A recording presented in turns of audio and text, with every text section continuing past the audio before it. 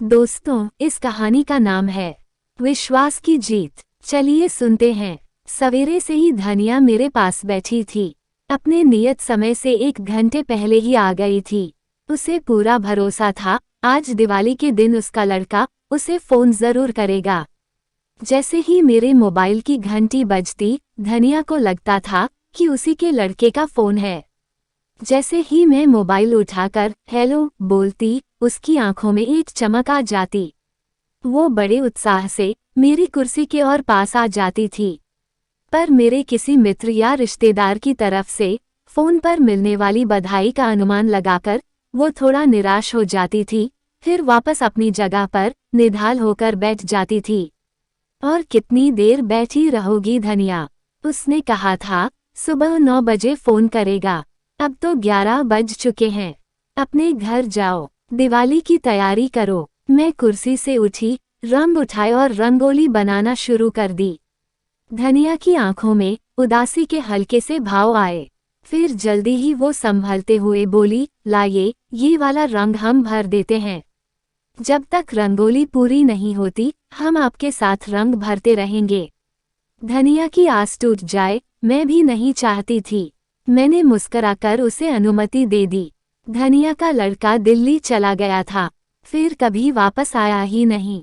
यहाँ धनिया अपनी मदाया में अकेले रहती थी। उसके 2 बच्चे और थे, एक लड़की जिसकी शादी हो चुकी थी और एक छोटा लड़का जो कई बरस हुए पीलिया निमोनिया झेल न पाया और भगवान को प्यारा हो गया। अब बड़ा लड़का ही उसके जीने की अंतिम आस थी। धनिया की आंखों में मोतियाबिंद हो गया था। उसे अपनी आंख का ऑपरेशन कराना था। उसे लगता था उसका बड़ा लड़का खूब पैसे कमाकर वापस आएगा और उसका इलाज कराएगा। 1 साल पहले जब धनिया का लड़का दिल्ली जा रहा था तो उससे चिपटकर खूब रोया था। उसने वादा किया था कि जल्दी ही वो धनिया की आंखों का ऑपरेशन करवा देगा। धनिया के रिश्ते के एक चाचा किसी काम से दिल्ली गए थे। वहां उनकी मुलाकात उसके लड़के से हुई। उन्होंने धनिया का पूरा हाल उसे बताया कि किस प्रकार उसकी मां उसकी याद में बावली हो गई है, आंखों से दिखना बहुत कम हो गया है, और समझाया कि थोड़ा खैर खबर लेते रहा करो। लड़के ने व्यस्तता का बहाना बताया। चाचा ने उसका मोबाइल नंबर ले लिया। वापस आकर उसने धनिया को बताया कि उसके लड़के ने दिल्ली में किसी फैक्ट्री में गार्ड की नौकरी ली है और वहीं उसने शादी करके अपनी गृहस्थी बसा ली है। धनिया को तनिक भी विश्वास न हुआ। उसे लगा कि ये चाचा उसके परिवार से जलता है, इसीलिए अनाप शनाप बक रहा है। उसे लगता था उसका लड़का उससे पूछे बिना अपनी पसंद के कपड़े तक नहीं पहनता था, फिर शादी क्या करेगा। उसे क्या पता था कि दिल्ली जैसे बड़े शहर में कितने भी सगे रिश्ते हों, सबको पराया कर देते हैं। चाचा ने धनिया के बेटे का जो फोन नंबर लाकर दिया था, धनिया ने जब उस पर कल मुझसे फोन मिलवाया तो किसी औरत ने फोन उठाया और कहा, हम उनकी पत्नी बोल रहे हैं, वो तो है नहीं घर पर। धनिया को एक धक्का सा लगा, मतलब शादी वाली बात सच थी। फिर उसने कहा, हम उनकी अम्मा बोल रहे हैं, उनसे बात करनी थी। तो उधर से औरत ने कहा, माँ जी प्रणाम। अच्छा ठीक है, कल सुबह 9 बजे बात कराते हैं आपकी। बस आज सुबह 7 बजे से धनिया मेरे साथ लगी है। अब तो 12 भी बज गए, रंगोली भी पूरी हो गई, पर उसका फोन न आया।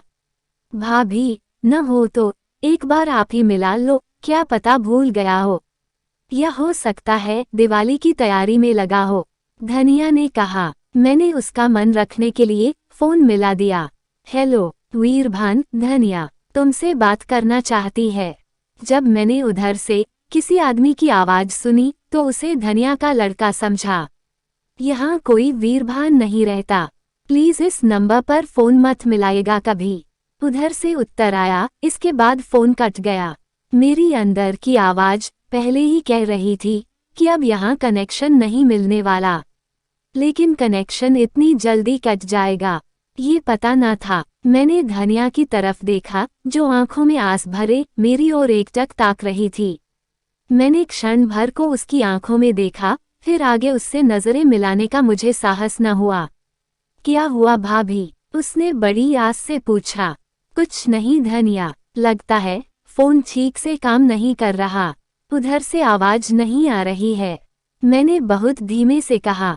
अच्छा। धनिया को जैसे मेरी बात का भरोसा नहीं हुआ। अच्छा भाभी, कल फिर देख लेंगे। इतना कहकर वो हताश होकर जाने लगी। मैं जानती थी कल भी फोन नहीं आएगा। यहाँ कोई वीरभान नहीं रहता। उद्धरण। इतनी तल्खी से ये कहा गया था कि मुझे भी पूरा विश्वास हो गया कि मोबाइल फोन के उस ओर जो भी हो, धनिया का लड़का तो नहीं ही हो सकता।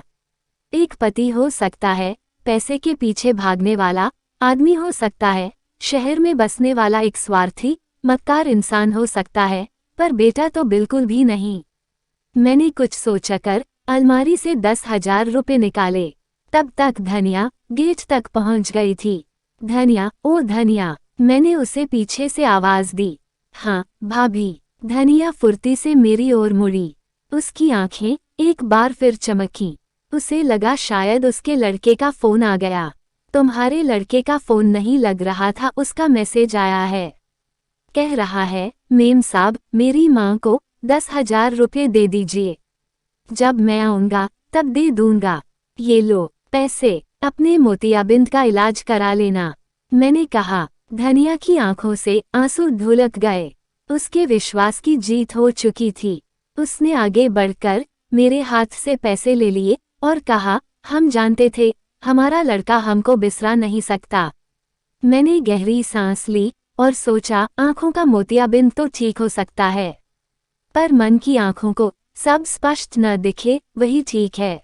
दोस्तों, आपको ये कहानी पसंद आई हो तो इस चैनल को सब्सक्राइब करें, वीडियो को लाइक करें, कमेंट करें और अपने अधिक से अधिक दोस्तों को शेयर करना ना भूलें। धन्यवाद।